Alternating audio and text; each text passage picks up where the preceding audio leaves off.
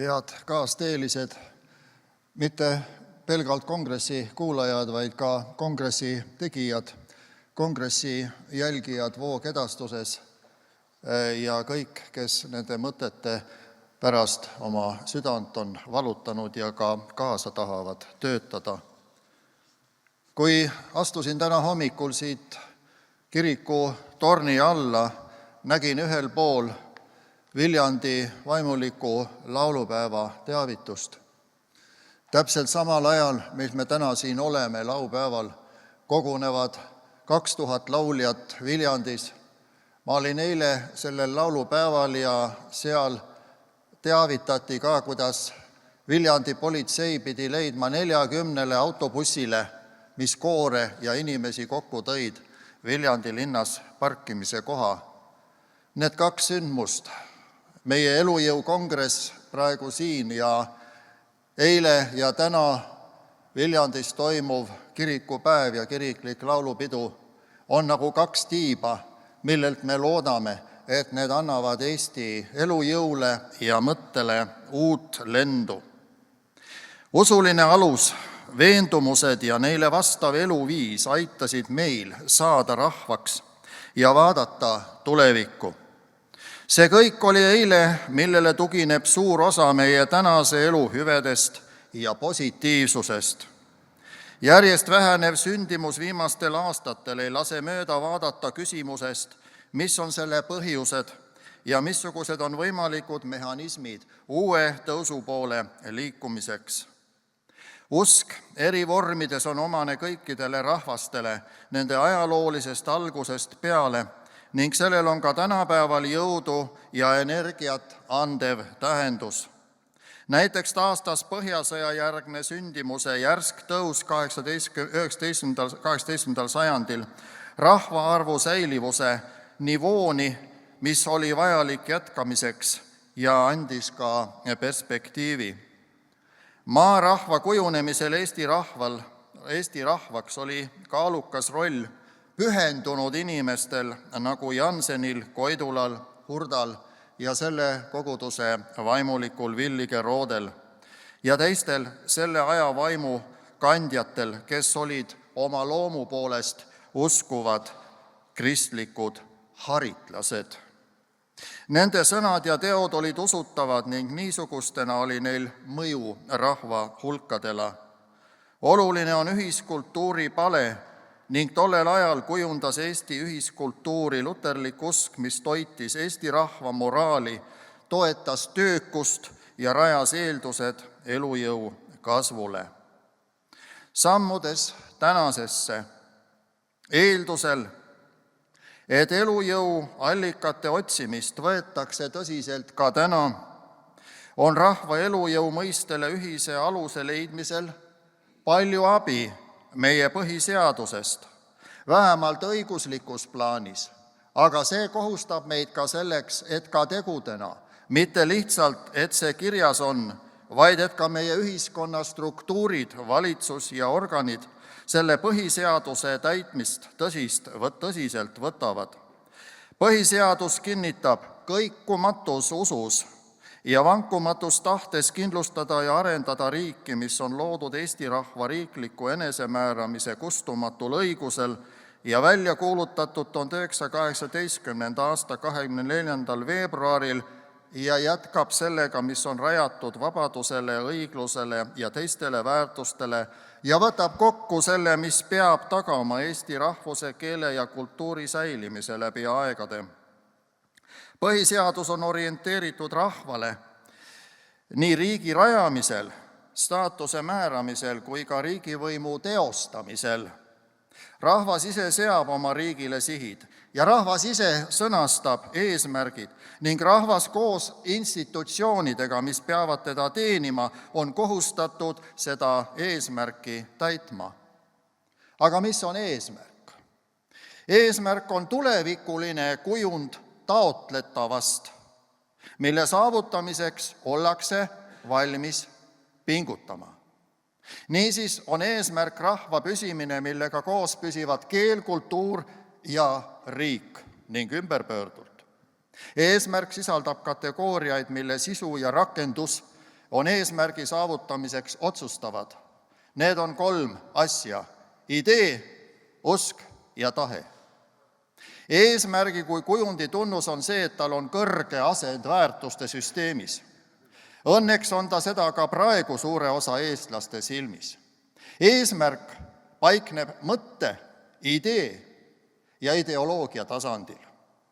Teiseks, eesmärgi enda jaoks selle vastuvõtmine on otsus eesmärgile vastavalt tegutseda ja muuta praegust olukorda. Otsuse vastuvõtmine paikneb usu ja usutavuse tasandil.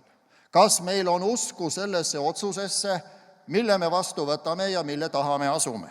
Ja kolmandaks, eesmärgi teostamine ehk elluviimine vajab järjepidevust ja sitkust, mistõttu otsuse püsiv elluviimine eeldab tahet. Tahe on vajalik, et üldse midagi sünniks. Ja see on 3. komponent.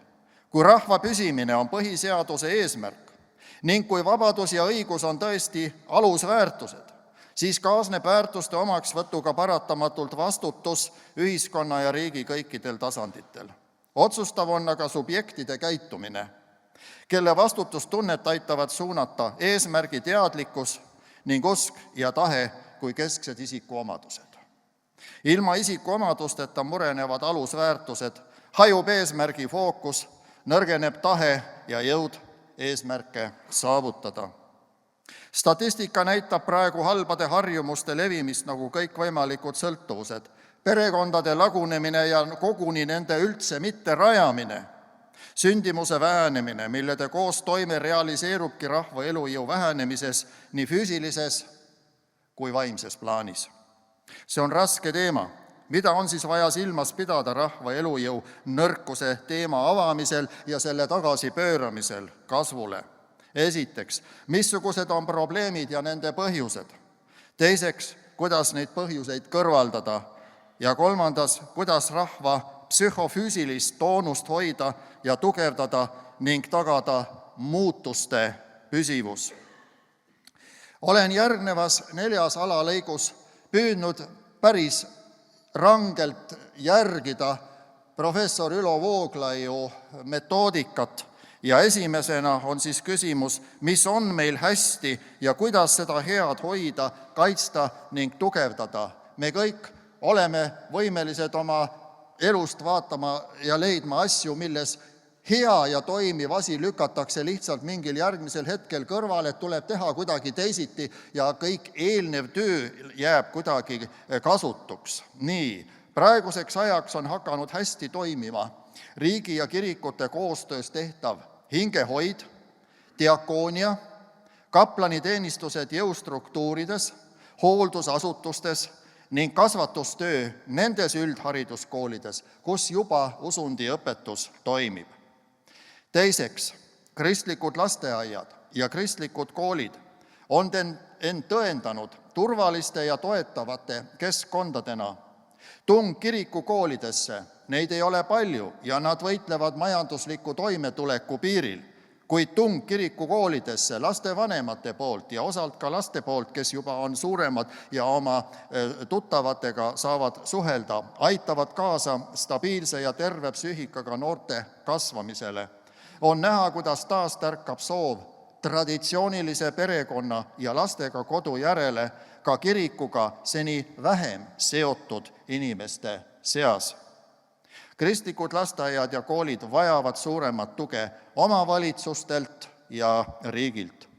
Kolmandaks, õiguse mõiste ja soov toimida ühiskonnas õigusepäraselt saavad kristlusest objektiivse tähenduse ja sisu.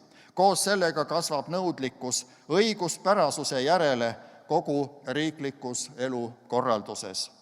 Ja järgnevalt usk oma riikluse säilimisse ja arendamisse on veel olemas, ent vajab perspektiivitaju, värskendamist ja tugevdamist.